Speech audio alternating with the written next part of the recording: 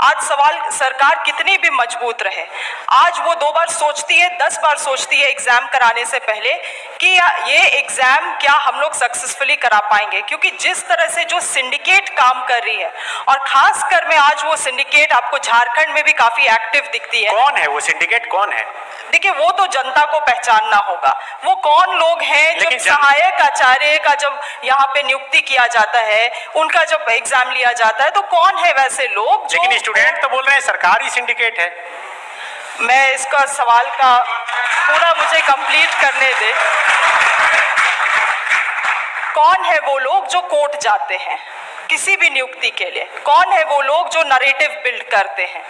आज सरकार अपने तरफ से प्रयास करी है इंटरनेट बंद भी करना, मुझे लगता है ये बहुत एक सही कदम था सरकार के द्वारा, मगर फिर भी एक ऐसा नरेटिव बिल्ड किया गया कि इसमें धांधली हुआ है, इसमें गलत हुआ है, और अगर गलत हुआ भी है तो ये जांच का मामला बनता है। मगर जिस तरह से जो पॉलिटिकल पार्टीज हैं, जो दल हैं, जो संगठन है, जो इसमें इन टॉपिक्स को पिक करके आगे आती हैं और फिर इसको एक राजनीतिक रंग देने का प्रयास करती हैं, तो मुझे लगता है इन चीज़ों से ये चीज़ें गलत है, यहाँ के जनता के लिए गलत है, यहाँ के युवाओं के लिए गलत है, और जो एक परसेप्शन बिल्ड किया जा रहा है इस स्टेट के लिए, वो भी गलत है। इसलिए मैं इस बात को कहूँगी कि हम लोग भले 100% सफल नहीं हो पाए इस सेक्टर में, मगर हम लोगों का प्रयास और मनसा बिल्कुल 100%। जयराम जी, आप तो हमेशा हजारों की भीड़ में रहते हैं, शिल्पी जी को वो सिंडिकेट कौन है जो परीक्षाओं को बाधित करवाता है, पेपर लीक करवा देता है? देखिए, वो ऐसे लोग हैं जिनको लगता है कि इस दुनिया में मौत नाम की कोई चीज़ नहीं होती है, जिनको लगता है कि शायद वो सारा धन एकत्रित करके स्वर्ग जा सकते हैं, वहाँ सुख भोग सकते हैं।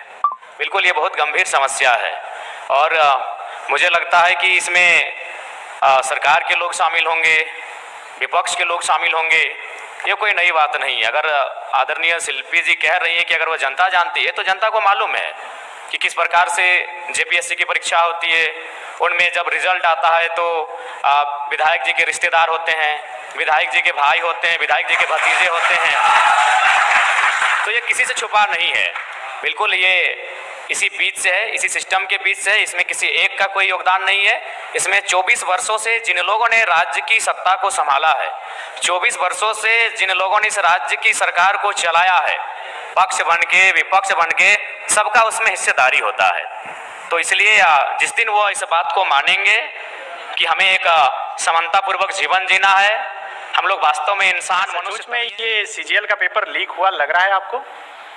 देखिए, जैसा कि छात्रों के द्वारा, विभिन्न संस्थानों के द्वारा जो एविडेंस साक्ष्य प्रस्तुत किए जा रहे हैं, तो प्रथम दृष्टि से तो यह स्पष्ट हो रहा है कि इस बार भी जो सीजीएल का पेपर है उसमें कहीं ना कहीं गड़बड़ी हुई है, धांधली हुई है।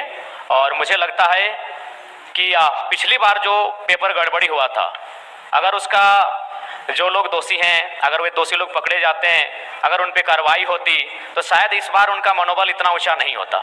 लेकिन चूंकि आपने एसआईटी का गठन किया, आपने समय मांगा, आपको समय मिला, उसके बाद भी ये तय नहीं हो पाया है कि पिछली बार जो पेपर गड़बड़ी हुई थी, जो 28 जनवरी 2024 को जब इसका एग्जाम हुआ था, तो मेरा मानना है कि कहीं ना कहीं आपका कठोर निर्णय ना ले पाना गवर्नमेंट का, आपका क्विक डिसीजन ना ले पाना, उन लोगों का मनोबल को बढ़ा रहा है। हमने कोल माफिया सुना था, हमने लैंड माफिया सुना था, अब यहाँ पेपर माफिया जैसे मामले सामने आ रहे हैं, तो इससे आप इनकार नहीं कर सकते हैं, इस पर आप मौन नहीं रह सकते हैं। ये तो आपको तय करना होगा, इस बात को आपको मानना होगा।